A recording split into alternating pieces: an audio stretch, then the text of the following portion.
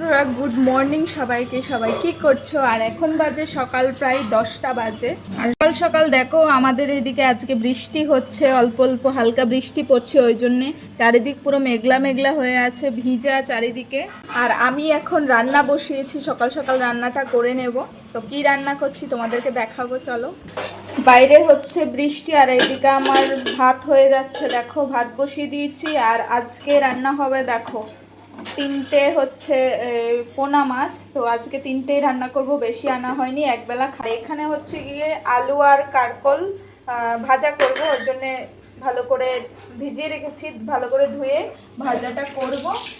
আর দেখো এদিকে বিড়াল মাসি বসে আছে এখানে, মাছের গন্ধ পেয়ে দেখো দেখো কিভাবে তাকাচ্ছে। ওরা গন্ধ পেয়ে আজকে রান্নাঘর ছাড়ছেই না। তো আমি এদিকে রান্না করছি আর ওরা এখানে বসে আছে দেখো।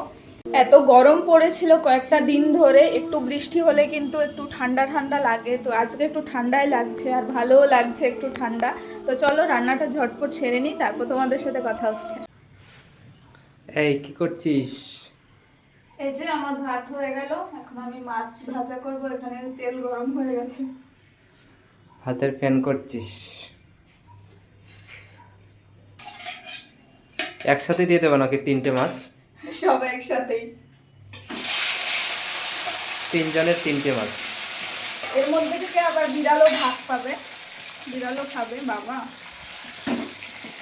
ফুটলে পুরো চোখে মুখে একটু ইয়ে পড়ে তেল। আমি সরে যাই। এ বাবা, মাছ পুড়ে ফেলেছিস? পুরাই খাওয়াবো। যা, কি করে খাবো এবার? মাছটা তো পুড়ে ফেলেছিস। হ্যাঁ, পুরাই খাওয়াবো। এ বাবা, কি যে হলো! আর এদিকে ভাত হয়ে গেল। হ্যাঁ, পুরে খাওয়াচ্ছি, এটাই অনেক। এবার পুরে যাক, পুরা দিয়ে আর ভালো দিই, ওর ব্যাপার। দেখো কথা বেরোচ্ছে, কথা হ্যাঁ, কথা ফুটেছে। দেখো ক্যামেরার পিছনে আরো বেশি বলে। হ্যাঁ বলি তো, অস্বীকার করার তো কিছু নেই। কথা ফুটেছে, কথা। এদিকে মাছ ভাজা হয়ে গেল, আর এদিকে উনি কি করছে ওটা? ওটা কারকল নুন হলুদ দিয়ে মাখিয়ে ভেজে নেবো। তারপরে কারকল চলে আসবে কড়াইতে। এই তো চলে আসছে কড়াইতে কারকল।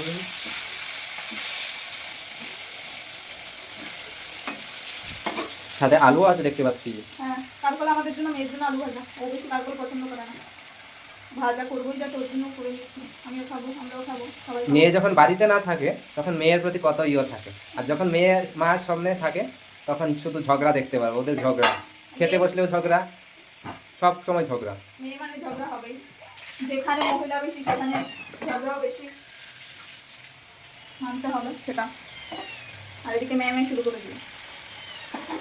আমার গ্যাসের এটা ভেঙে গেল, এটা এখন অসুবিধা হয়, এটা ঠিক করাতে হবে, এটা ঘুরাতে অসুবিধা হয়। ঠিক আছে, নিয়ে আসবো স্টেশনে গেলে। মাছ কখন বিড়াল নিয়ে চলে যায় সে আরেক চিন্তা। একসাথেই সব দিয়ে দিলাম, বারবার কে দেবে।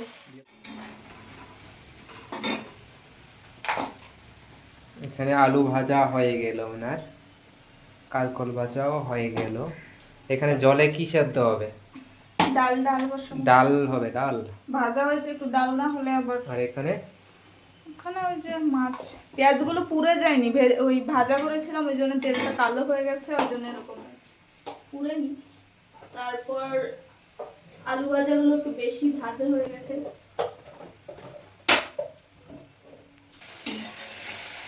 ক্যামেরাটা তো পুরো কালো কালো লাগছে।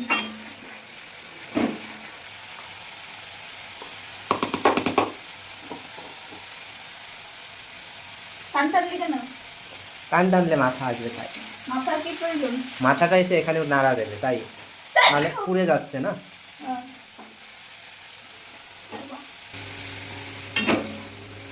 জলটা শুকিয়ে গেল, এই যে তেল ছাড়লো, তারপর আবার ঝোল দিতে হবে, ঠিক আছে? হ্যাঁ, তরকারি মানে মশলা কষালে তারপর ঝোল দিলে পারফেক্ট।